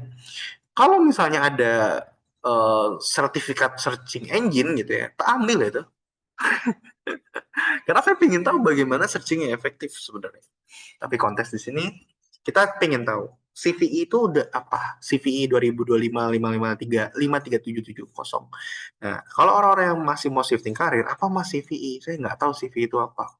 CVE itu bagaikan tanda bahwa kalau misalnya ada sebuah kerentanan, ada sebuah serangan, ada sebuah bug gitu ya, apalagi di aplikasi besar, dan dilaporkan, itu akan melakukan kayak changelog. Jadi kayak pencatatan sebagai dokumentasi bahwa di aplikasi A itu ada pernah kerentanan injection, dan dokumentasinya adalah pakai CVE, common vulnerability exposure, tahun kapan ditemukannya, dan plugin ID yang disetujui oleh developer sama NIST dan juga bug counternya kalau nggak salah ya. Atau nggak biasanya NIST sama Mitre atau sama aplikasinya sih yang melakukan itu. Nah, kita harus tahu kan, dia tuh ngasih tahu kayak gini. By examining the role name, you can understand which attack you are facing. Berarti kita harus tahu apa yang terjadi di sistem kita. Wah, panjang mas, nggak ngerti mas. Copy ChatGPT, dah gitu aja. Tapi sekarang saya nggak akan buka ChatGPT saya. Mungkin Gemini bisa sih, saya belum prompting di Gemini ya. Saya belum pernah pakai Gemini sih. Ya, saya belum pernah pakai Gemini. Oke. Jangan gitu dong. Anda nge-promptingnya salah. Nge-promptingnya salah. Jelaskan padat dan cepat. Singkat, padat, dan seberapa berbahaya.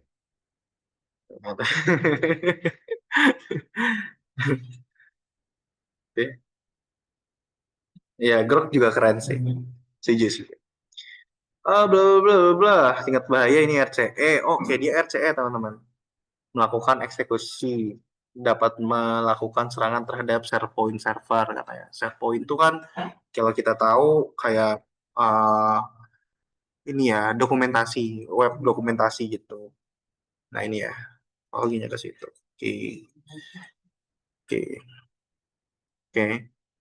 berarti yang saya simpulkan adalah dengan adanya rules ini gitu ya, kemungkinan serangan yang dihadapi di sistem kita adalah RCE ke SharePoint. SharePoint itu apa? SharePoint itu adalah web based app, web app basis for file management gitu ya. Nah, jadi serangannya RCR, remote code execution, yang impact-nya bisa melakukan akuisisi server ke aplikasi yang namanya SharePoint, yang dimana SharePoint tersebut adalah web base for file management. Oke. Lanjutnya adalah detect between which two device the traffic is occurring. It's good starting point, bla bla bla bla bla bla bla bla. Oke, thank you. Kita harus lihat di sini ada source sama destination. Kita cek di mana? Dicek di yang namanya endpoint security. Kita cek di sini. Apa sih dia? Sorry. Kita ke log management aja. Log management itu, jadi saya copy paste ya. Saya copy paste di source IP. Oke, kita cek di source IP. Source. Di sini dia ngasih tahu source address-nya sekian ke sekian pakai port 443, dan dia melakukan post something pakai ya toolpaint, ngedit toolpaint. Kita nggak tahu itu beneran malicious atau bukan. Next dulu. Terlihat tidak apa-apa sebenarnya, gitu ya. Tapi sebenarnya lagi, tapi kalau kita searching lebih dalam lagi tentang CV ini, gitu ya, itu dia ngasih tahu sih cara ngeksekusinya seperti apa, gitu ya. Nah, kan mirip gitu ya. Mirip nih kayak di log management. Wah, berarti kemungkinan kalau ciri-cirinya serangannya seperti ini di sistem kita, berarti ya memang ada serangan gitu. Oke. Terus kata dia apa? Learning about traffic, what protocol use between the device. 443 itu apa, teman-teman, protokolnya? CV buat nanam backdoor. CV itu tanda adanya kerentanan, bukan backdoor. Tadi pakai port berapa? Ada yang fokus? Oke, thank you. 443 ya. TTPS, thank you. Nah, kebanyakan malware sekarang itu menggunakan TLS. Kenapa? Karena tidak bisa dideteksi sama firewall yang biasa aja. Konteksnya, firewall tradisional atau firewall next gen pun juga sebenarnya nggak bisa mendetek itu. Kenapa? Karena TLS itu melakukan enkripsi terhadap si traffic tersebut. Jadi ya dianggapnya secure. Tapi malware, tapi secure. Malware, secure. Ya gitu lah. Itu yang membuat saya bingung. Gitu ya. Oke, udah ya. Next dulu. Nah, kalau data, kita akan nge-collect beberapa informasi seperti IP, dia trafficnya is coming from outside, ownership-nya, reputation-nya apa, bla bla bla bla bla bla bla. Oke, kita cari semua ini. Ownership of IP address, itu caranya gimana? Ya, kita cek nih, ini kan ada IP public nih. Ya, kita cek di mana? Ya, bisa aja dicek di whois. Kita pengen tahu dong, ini IP mana nih, gitu. Kok tiba-tiba menyerang kita, gitu. Kita cek di sini. Masih aktif ya? Saya nggak tahu.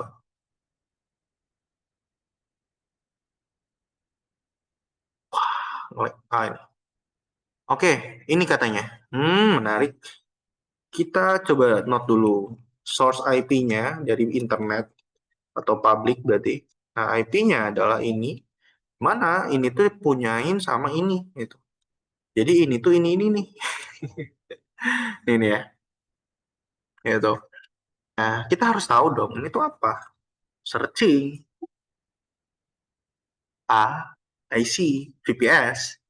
Nah, hacker. Fun fact lagi, hacker biasa pakai VPS. Untuk apa? Untuk banyak hal. Salah satunya adalah menghindari tidak terdeteksi. Gitu. Ya oke, make sense. Oke, terus apalagi katanya? Ownership of IP address sudah ketahuan. Reputation-nya, harus searching di virus total. Oke. Search virus total. Virus total itu apa? Gitu ya. Lihat dulu aja, gitu ya. Ataupun teman-teman bisa searching dulu aja. Virus total itu apa? Kalau bagi saya sih virus total tuh kayak koran. Jadi ngasih tahu nih kalau saya masukin ini tuh apa gitu. Wih, malware nih kayaknya. Malware, malicious malware ya gitu doang sih, tapi nggak nyebut malwarenya jenis apa. Details pun ya dia nggak nyebut apa-apa, dia juga nggak nyebut banyak hal. Ya ini ada sih sebenarnya gitu. Dia ngasih tahu banyak hal sebenarnya di sini tuh apa. Tapi ya nanti dulu deh, gitu ya. Nah ini juga ngasih tahu ini aplikasi-aplikasinya, domain-domainnya, ini filenya, ya gitu doang ya. Oh dia pakai Cloudflare juga katanya. Ada SSL-nya ya, pantas susah di inspect. Ini real attack ya. Ini yang kita lakukan itu real attack. Jadi sebenarnya yang kita lakukan tuh kemungkinan terjadi di sistem tuh ada.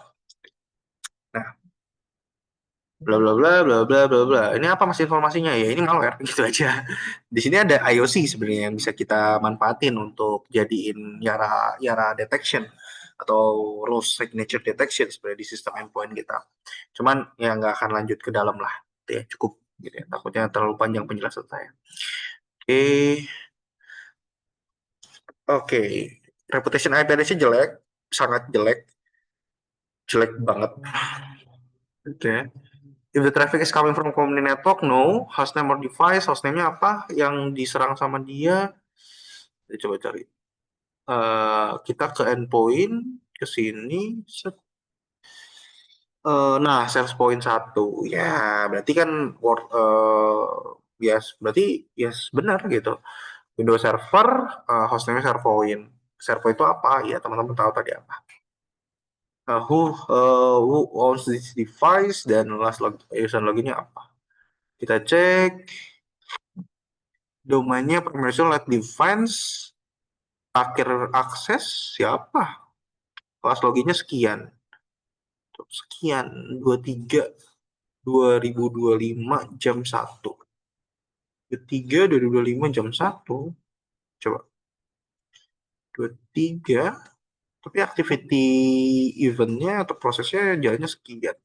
Kalau terminal historinya nggak kasih tahu apa-apa ya, atau ya dia nggak kasih tahu apa-apa. Oke. Tapi kita dapat live defense dan Windows OS-nya. Oke. Next dulu, playbooknya itu jalanin. Next. Nah, oke. Katanya harus examine HTTP traffic. Check the web traffic for content and business conditions such as web attack, kayak SQL injection, SSS comment, dan lain-lain. Kita akan coba ngecek HTTP request. Since the attacker do not only attack through the URL, all the data from the source must be examined to understand whether this real cyber attack. Oke, katanya harus review ini. Ya, saya udah review sih. Next dulu deh. Nah, apakah itu malicious? Ya, sangat malicious. Ya, serangannya apa yang terjadi? Oke, kita tebak-tebakan teman-teman. Ada yang tahu jawabannya apa?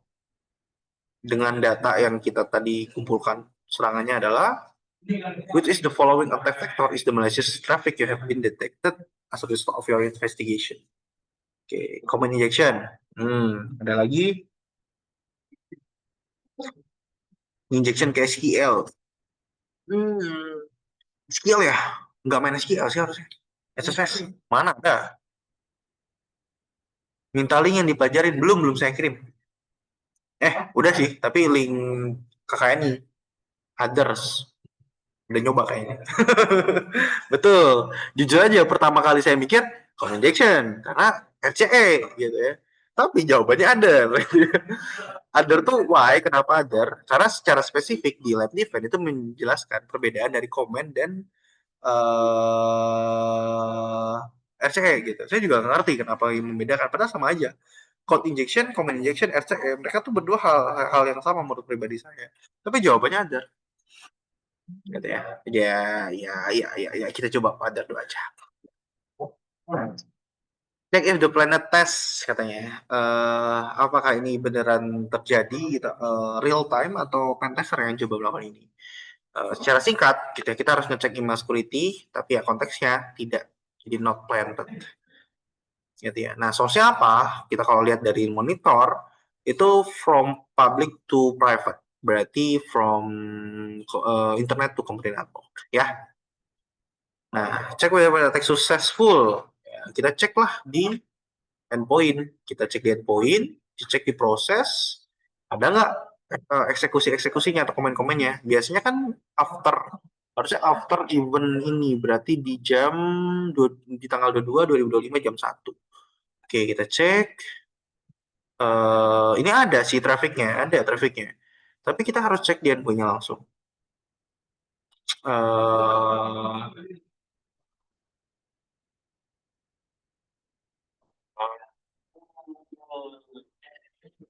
Iya benar kejadian. Kalau eskalasi cepat. Oh gini mas, gitu. Ini tuh kemungkinan base 64 dan kemungkinan dipakai buat information gathering base 64. Ya balik lagi ya, saya udah nyoba ya. Jadi harusnya saya tahu. Nah itu ya. Ini tuh si hacker intinya nyari registry key. Registry key itu kayak core dari aplikasi OS Windows, dan registry key tersebut itu dipakai buat macam-macam. Salah satunya adalah menanam backdoor, gitu ya. Nah oke, terus kita cek lagi dari sini tuh naik ke atas, katanya dia juga eksekusi something juga di encode. I don't know, kita cek.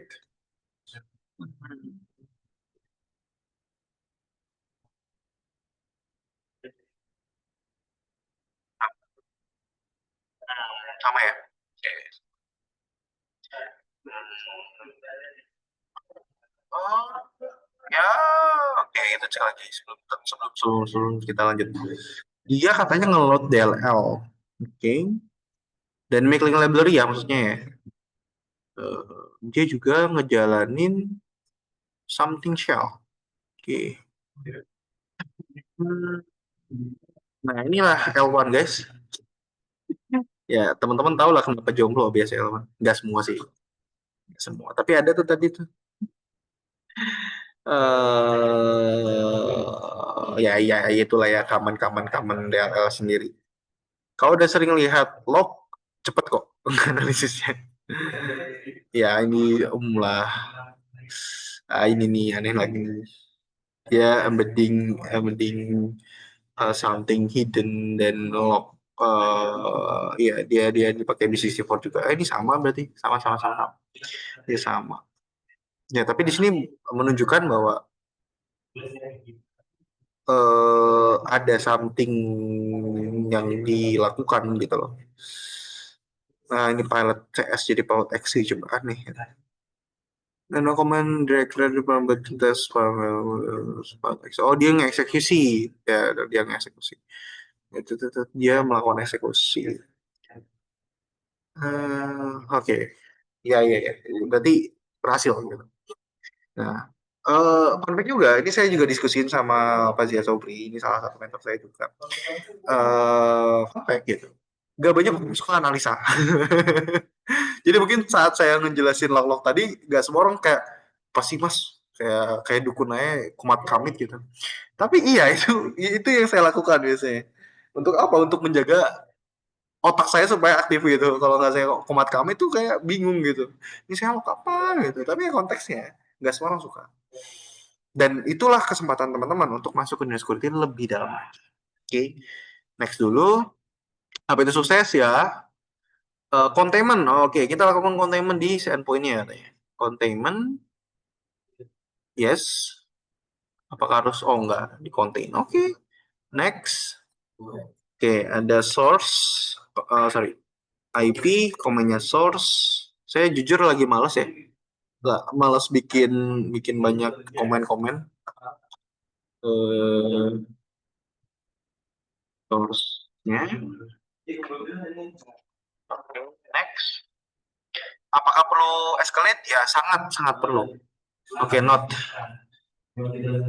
Hacker menyerang. Ini nggak boleh ya. Ini nggak boleh banget sih sebenarnya. Not itu harus jelas supaya eskalasi ke L2 pun juga dapat dipahami dan bisa langsung proses. Tapi sekarang saya lagi malas. Gitu ya. Gitu. Ada muter-muter juga ya.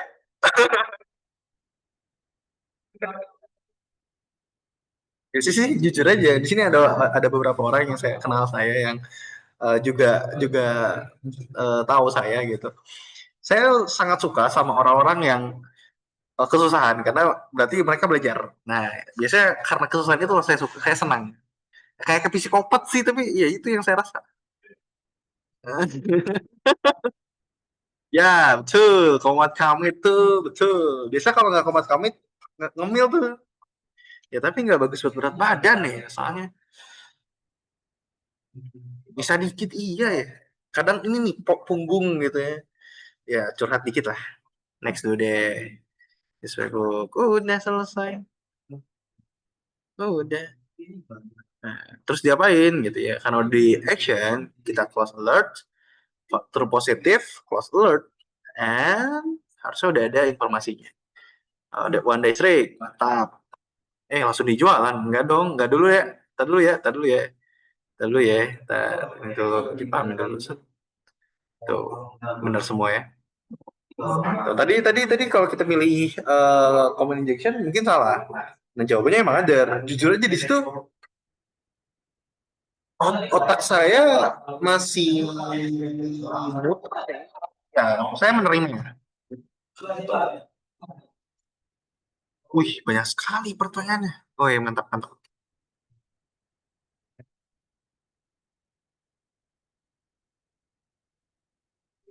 Kalau mau bikin hidup mudah untuk bikin laporan. Tuh, banyak informasi tuh. Typo.com.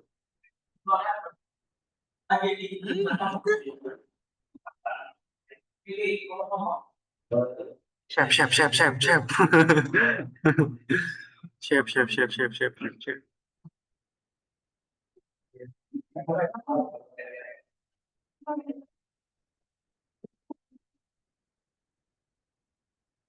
Thank you. Oke, ada pertanyaan dari Mas Kak Nevi. Tapi ya itu yang dilakukan ya. Dan jawabannya benar gitu. Nah, oke, apakah mau coba lagi gitu ya? Waktunya masih ada sih. Masih ada sih. Saya tanya jawab dulu, Cak. Makasih, guys. Oh, enggak, Pak. Saya nggak berani. Oke, 6 ya. 6 pertanyaan. Oke. Silah. Soft skill atau mindset yang harus dikuasai oleh skillers apa? Kepo. Kepo, suka belajar, gak takut salah, menantang dunia. Sorry, tapi ya jujur. Soft skillnya itu. Soft skill tuh suka analisa, udah otomatis harus suka membaca, bisa menyimpulkan, itu juga skill ya. Soft skill mah itu, bisa menyimpulkan something event dari data tersebut. Kadang datanya benar, tapi kesimpulan kita salah. Itu yang ngebuat kita ya harus punya soft skill nyimpulin something gitu. Apalagi ya, mungkin banyak lah, tapi yang saya tekankan itu sih. Baca dan menyimpulkan. Itu skill yang mungkin orang-orang nganggap oke lah gitu, nggak ada menariknya. Tapi masalahnya orang Indonesia nggak suka baca. Kayak itu beneran terjadi, itu beneran terjadi. Ya, sorry. Apa sih tahap yang dilakukan oleh seorang scientist ketika ada alert? Tadi, Mas. Tadi, baca log, muter-muter, muter-muter, muter, lihat playbook, nyimpulin, action. Dah, gitu. Itu yang kita lakukan semua. Itu adalah yang dilakukan sama security analyst. Baca log, escalate, respon. Baca alert, escalate, respon. Tapi apakah cepat, Mas? Nah, di KPI-nya security analyst itu ada kayak minimum requirement harus berapa menit. Itu juga menjadi hal yang harus dilakukan karena itu KPI. Kalau KPI itu apa? Kayak Key Performance Index gitu. Jangan lebih dari 10 menit. Kenapa? Karena itu nanti bla bla bla gitu misalnya. Oke, terus apa aja yang digunakan security analyst? Misalnya virus total. Oh, toolsnya banyak. Ini aja nih, sandboxing. Contoh kalau di sandboxing ada habit analysis. Ya, ada habit analysis, ada virus total juga. Itu semua digunakan untuk SAST sama DAST di malware. Ada juga Ghidra, tapi Ghidra sendiri nggak dilakukan secara eksplisit. Secara langsung sama security analyst. Biasanya ini tuh digunakan sama malware analisis. Beda job sebenarnya gitu. Ya. Terus ada threat intel. Threat intel tuh ada yang namanya OTX. OTX Unfold. Terus juga ada kalau mau bikin sendiri ada MISP yang kemarin saya juga bikin gitu ya di sistem perusahaan. Gitu. Ya, MISP gitu. Terus email security, endpoint mostly. Endpoint ini SharePoint yang bisa kayak gini tuh kalau nggak Velociraptor buat forensik. Nah ini. Jadi si tools ini itu tuh bisa melakukan deteksi ini gitu ya, deteksi si event-event yang dilakukan, proses yang dilakukan, bla bla bla bla bla bla bla bla. Jadi sampai bisa ngeremot loh ini. Jadi ngeremot si agentnya gitu. Maksudnya ngeremot, misalnya server Velociraptor-nya tuh ada di cloud gitu. Nah, kalau kita udah masangin agent ke endpoint gitu ya, itu bisa diremot gitu. Itu bagus juga sih. Nah, ini untuk melakukan forensik sebenarnya. Apakah dipakai? Beberapa perusahaan nggak mau sebenarnya untuk pakai ini tuh. Why? Karena mereka lebih suka ini insurance gitu. Jadi mendingan bayar aja untuk dapetin insurance daripada harus pasang open source tools gitu. Itu nggak salah sih, malah ya oke juga untuk perhitungan risiko selagi mereka punya uang gitu loh. Tapi untuk beberapa orang yang mikir cost benefit, maybe ini tools buat kalian gitu loh. Buat yang open source gitu ya. Jadi bisa sama seperti itu. Mungkin itu dulu kali ya. Ya monitoring CM Wazu dan seperti itu. Oke. Apakah seorang Sultanas wajib bisa analisa pemangku ketika video buat interaksinya? Wait. Boleh dibantu untuk mic-nya maybe, teman-teman? Sorry. Mas Davin? Thank you. Nah, lanjut ya. Wajib. Sampai bisa wajib banget. Step by stepnya gimana? Reverse engineering, baca source code. Ya paling mudah sih. Paling mudah ya. Kalau paling mudah, langsung aja masukin ke sini. Ini dilempar ke sini buat sandboxing. Pakai Kuko bisa, atau pakai habit analysis gitu. Tinggal kita masukin aja ke sini gitu. Tapi biasanya biasanya gitu pakainya hash gitu. Contoh misalnya ini ada sandbox gitu ya. I don't know, this maybe. Ya ini. Nah, jadi nanti di si sistem habit analisisnya akan melakukan Dusty atau Sasti. Nah, Dusty itu apa sih sebenarnya? Dia akan melakukan eksekusi pada malware tersebut sehingga mendapatkan beberapa IOC. Jadi kita tinggal jangan metode defendernya virus total. Dia nggak mana ya, tidak muncul dia. Kok nggak muncul ya? Wait. Nah ini muncul. Nah ini ya. Jadi di habit analysis ini dia akan mendapatkan IOC-nya. Jadi sekarang tuh sudah sangat mempermudah hidup sebenarnya. Tadi yang diturunin sama Pak Budi pun juga itu sangat membantu ya, nge-report tuh ya. Tapi ya ini salah satunya gitu. Sorry. Nah, gitu. Ini indikator, ini IOC. Jadi tinggal di copy paste. Iya, di copy paste tapi dipahami itu apa. Gitu. Ya, betul. Nah, ini kan IOC. Udah. Ini tuh beneran real, maksudnya real malware gitu. Maksudnya real evidence gitu. Iya. Tuh.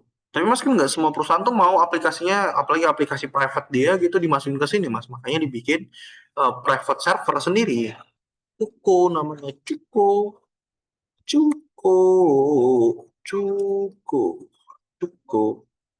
Ya udah, install aja sendiri gitu. Nanti akan jadi database sendiri gitu. Ya. Oke, cara mengatasi soal insiden gimana? Endpointnya sudah terkompromis. Ya tergantung playbook, Pas. Nggak semuanya bisa dilakukan dengan cara melakukan paling umum. Contoh, misalnya untuk ngadepin insiden malware gitu. Kita harus bikin playbooknya dulu yang benar. Malware apa yang kita hadepin? Ransomware kah? Adware kah? Atau apapun gitu. Kita harus mengidentifikasi dulu. Paling common itu kita coba melakukan yang namanya redirection dulu. Jadi gimana caranya supaya ada insiden pun sistem tetap aman gitu. Atau jalan dengan level yang acceptance gitu. Ya paling umum adalah kita jalanin sistem backup kita gitu. Sambil kita lakukan respon terhadap insiden tersebut. Paling umum untuk melakukan setelah redirection itu adalah containment. Jadi redirection itu memastikan sistemnya jalan dulu sambil si malware-nya di-isolate gitu ya, supaya si sistemnya nggak keganggu, dan nanti setelah di-isolate si malware-nya baru kita respon. Responnya gimana? Tergantung si malware. Gitu. Oke. Terakhir, apakah sekretariat wajib bisa treat Intel? Kalau ya terusnya apa untuk kita? Oke, udah tadi ya. Ya. Paling umum kalau bisa saya kasih tahu shock radar. Shock radar sama Stelmo. Nah, itu aja Stelmo. Dan mungkin teman-teman bukan lupa sih, belum pernah coba Stelmo. Itu bagus banget. Banget. Ya, ini bagus banget. Daripada, kalau ngomongin daripada, saya nggak tahu ya, tapi saya pakai ini. Nah, dan pertanyaannya mantap, thank you. Semoga bisa menjawab. Oke, clear ya, Mbak Nafi ya, Mbak Nafi, Kak Nafi, atau siapa itu? Oke. Ada yang mau di follow up dulu mungkin dari penjelasan saya? Saya harap sih clear and sound. Oke.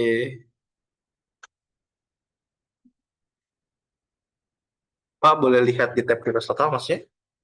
Oh, sorry. Maksudnya? Yang mana tuh? Oh, yang tadi. Oke, boleh. Masih ada waktu, masih. Oke, saya nggak akan lebih dari waktunya ya, teman-teman. Materinya juga udah selesai kok. Kita Q&A, oke? Tadi itu apa ya IP-nya? Oh, IP di sini.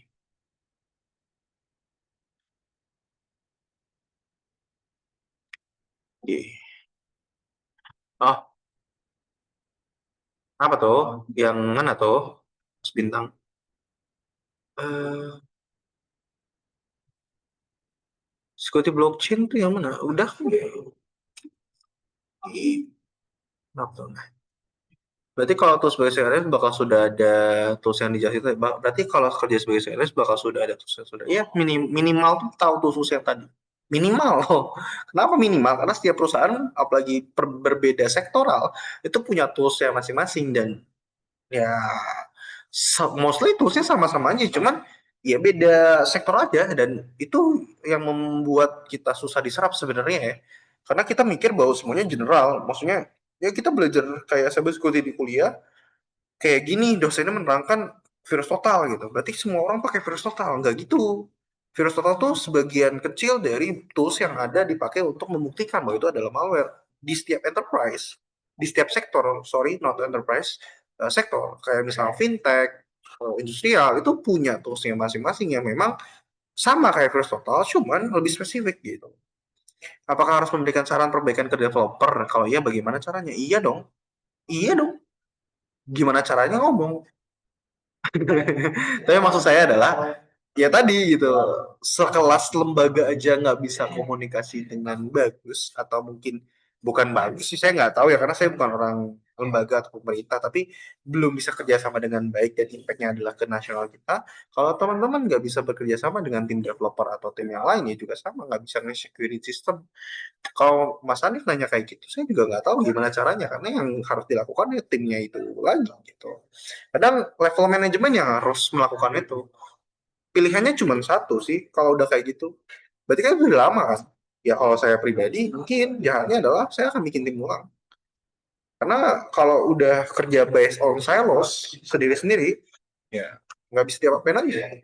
Karena mereka punya mindset bahwa ya udah gue developer, lu security, jalan aja sendiri-sendiri gitu. Nggak gitu sih harusnya. Bang, untuk menghindari serangan ataupun attack dari spyware, seperti Pegasus yang katanya hebat itu, gimana untuk menghindari serangan dari... Iya, betul. Thank you, Kak Nafi. Itu paling make sense. Bercanda, tapi beneran ya. Itu salah satu cara untuk menghindari serangan-serangan seperti itu. Malware Pegasus ataupun kembarannya itu yang alien itu predator gitu ya. Itu nggak bisa di prevent dengan baik sebenarnya gitu. Karena ya walaupun ya HP-HP kayak yang terbaru gitu, itu udah ada cara fitur ngamaninnya. Cuman ya balik lagi, nggak semuanya secure. Dan ya kalau kita benar-benar pingin menghindari risiko yang terjadi di sistem kita, paling paling better adalah avoidance, hilangin si resikonya. Kita tahu bahwa malware Pegasus sama malware Pegasus dan juga apa tadi teman-teman? predator gitu ya, itu kan sering nyerang ke mobile device, di mana dari koneksi BTS kecil yang sering dibawa di tas. Kita ke pasar malam, ada orang ngirimin SMS, langsung masuk gitu malware-nya, ya itu nggak bisa di-set. Dan itu nggak bisa diapa-apain, kecuali emang HP-nya mungkin nggak menerima pesan tersebut. Tapi konteksnya, ya risk itu ada 4 hal yang bisa kita lakukan. Risk respon ya. Acceptance, mitigate, transference, dan juga avoidance. Salah satu paling better mungkin itu adalah avoidance, nggak pakai teknologinya. Iya betul Mas Adit. Oke Pak Dan, makasih Pak. Kenapa tuh? Mengapa kasus kebocoran data di Mengapa kasus kebocoran data Indonesia terus berulang-ulang? Apakah karena lamanya regulasi? Enggak kok, bukan hanya di Indonesia kok, tapi di seluruh negara. Ya jujur, karena makin kesini thread-nya makin aneh-aneh. Nah itu aja. Kalau kurang tenaga gali iya, tapi itu kan bukan excuse sebenarnya, karena dari tahun 2020 pun saya mengikuti banyak bootcamp dan itu bagus-bagus bootcampnya gitu loh. Tapi konteksnya di sini kayaknya bukan hanya kekurangan SDM gitu, tapi karena thread-nya makin sini makin aneh-aneh. Serangan tuh makin aneh-aneh, teman-teman. Kalau berharap dunia security itu nggak fluktuatif, itu salah, fluktuatif sekali. Jadi serangan yang terjadi di hari ini itu mungkin nggak akan terjadi lagi, dan kita belajar yang saya terampilkan di sini pun juga nggak akan kepake lagi kalau mungkin tahun 2 tahun setahun ke depan, I don't know. Tapi konteksnya, kalau teman-teman tahu model dasar standar yang dilakukan itu sebenarnya saat berpindah teknologi nggak akan pusing-pusing. Ya gitu. Kalau teman-teman punya tekanan ada paket yang beli teman. Waduh. Ya betul sih. Itu sih menurut saya Mas Unars ya. Jadi ya pribadi saya sendiri mengatakan mungkin hipotesisnya bukan hanya tentang regulasi SDM atau apa, tapi karena threat itu makin sini makin bertambah dan makin aneh gitu. Dan itu nggak hanya Indonesia. Jadi jangan apa ya? Ya gitulah. Antisipasi supaya tidak terjadi kena malware gimana sih Kak? Gimana cara ngatasinnya? Nah, coba teman-teman jawab dong. Saya pengen tahu jawaban yang paling keren tuh yang mana tuh? Pertanyaan dari Mas Davin tuh. Coba. Balas. Aktifin tuh. Oke. Ganti password. Oke. Jangan akses yang aneh.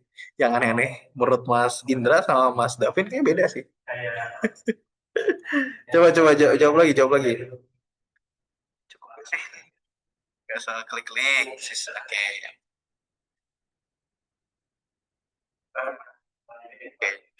Tiga jawaban itu keren sih. Tapi ya konteksnya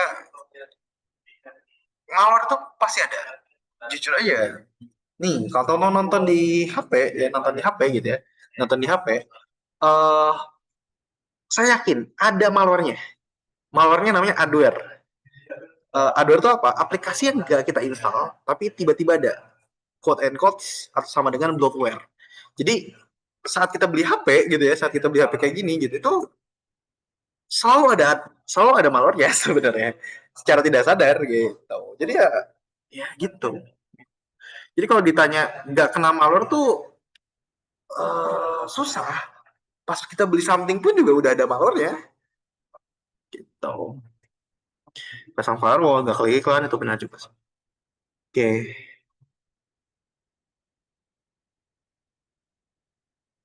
Nggak tahu kalau itu Mas Raffi. Sebenarnya tahu, tapi mungkin bukan saya yang harus jawab itu. Saran saya silakan buka Telegram, buka komunitas Jepangnya, dan diskusi di situ. Karena satu kata kuncinya adalah etika. Hacker-hacker Jepang punya etika. Dia punya integritas, sama kayak Yakuza.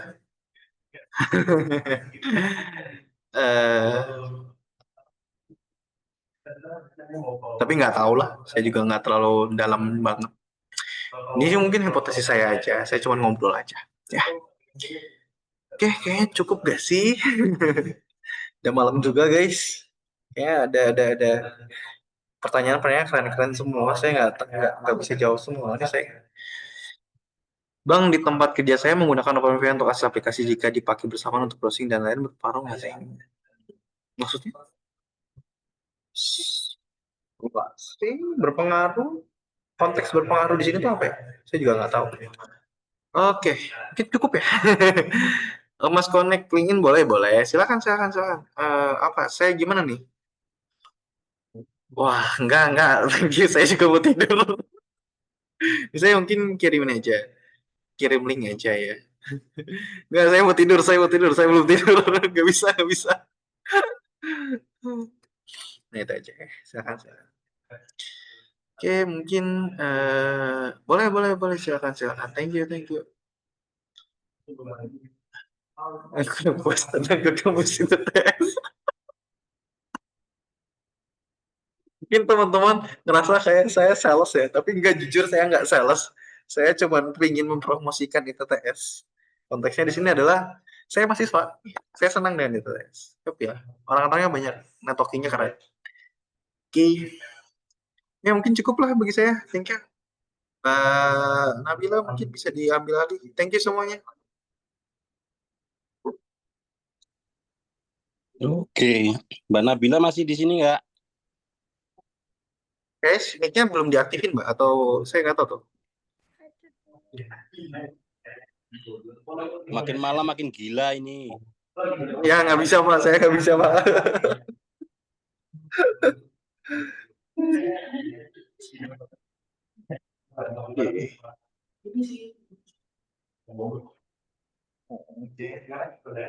Thank you semua. Tunggu dulu Mbak Nabila dulu buat open. Mbak Nabila masih mute, Mbak Nabila. Ya, kayaknya ada problem di laptop kayaknya. Wait. Belum keluar suaranya. Pakai HP aja, HP.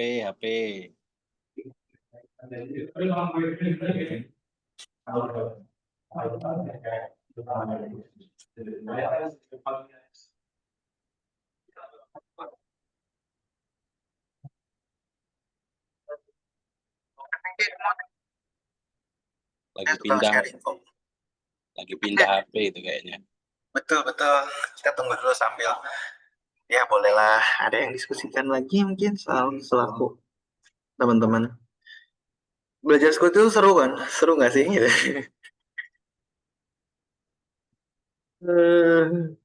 Dibilang seru ya kalau saya suruh jawab ya. Jujur karena harus update terus dan itu benar-benar capek sih. Kayak nggak ada habisnya. Itu yang ngebuat saya kadang kalau mungkin ya saya nggak punya tim, saya harus kerja itu sendiri, mati sih. Bukan lebay tapi ya itu yang terjadi sih. Tuh. Nah kalau misalnya nggak ada tim, wah susah juga sih saya. Jadi saya harap ya dengan webinar ini bukan hanya ngebuka skill, tapi juga ngebentuk komunitas yang sehat gitu. Yang nanti dari komunitas tersebut bisa dapetin benefit juga. Oke, boleh Mbak Nabila lanjut. Okay, dari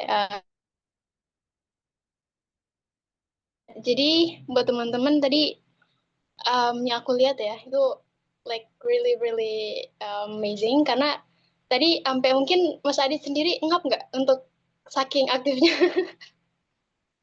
menyerah atas keaktifan teman-teman di webinar kita kali ini. Ini jadi terima kasih teman-teman semuanya, pertanyaannya sangat bagus banget. Terus kita apresiasi banget untuk antusiasnya teman-teman pada malam ini, apalagi ini kan malam minggu ya.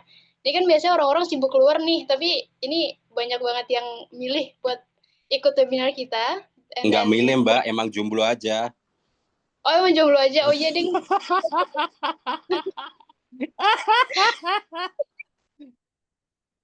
Bisa aja Pak, astaga. Jadi mungkin yang jomblo bisa angkat tangan mungkin.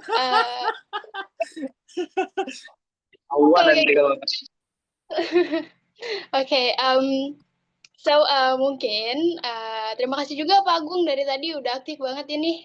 Mas Adit juga terima kasih banget for sama-sama. juga materinya yang sampai bikin ngap sendiri untuk menjawab ya. Jadi untuk itu, maybe we've come to the end of our session. So thank you buat teman-teman semuanya, dan pastinya big appreciation untuk semua peserta yang hadir dan aktif, terutama bagi teman-teman yang milih buat join di malam minggu ini. So for me, you guys prove the investing the knowledge is more important than just jalan-jalan, ya sih. So proud of you semuanya. Jangan lupa tetap ikuti kegiatan dari Institut Teknologi Tenggara Selatan, dan pastikan nanti teman-teman untuk isi link absensinya ya. Jadi buat ngambil sertifikatnya. So hopefully this session give a clear map for how to start your journey in cybersecurity, especially in Blue Team. So stay safe dan stay inspired. And then see you at the next event in ITTS. Thank you guys. Oh ya, Thank kayaknya kita you. boleh ada dalam sesi foto sebentar maybe. You guys want to? Mungkin boleh Pak Wong Swijan, thank you Pak Swijan. Mas ini dipantau Iya, orang Pak. Ubuntu Iya, langsung loh Pak. Mas ini. Iya, semangat. Materinya seru banget. Keren. Bapak, thank you semua. Thank you Pak Aditya. Udah sharing Thank banget. you. Ya. Oke guys, mungkin kita boleh turn on semua kameranya. Kita mau ada di sesi foto bareng-bareng. Sebentar ya.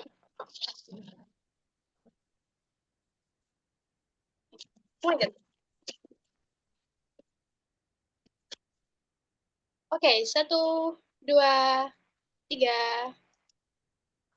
Lagi. 1, 2, 3. 4 kali ya, jadi tinggal 2 lagi. Sekali lagi guys. 1, 2, 3. And then the last one. Oke, thank you teman-teman semuanya. Selamat malam, selamat Malam bermain. semuanya, makasih. Thank you.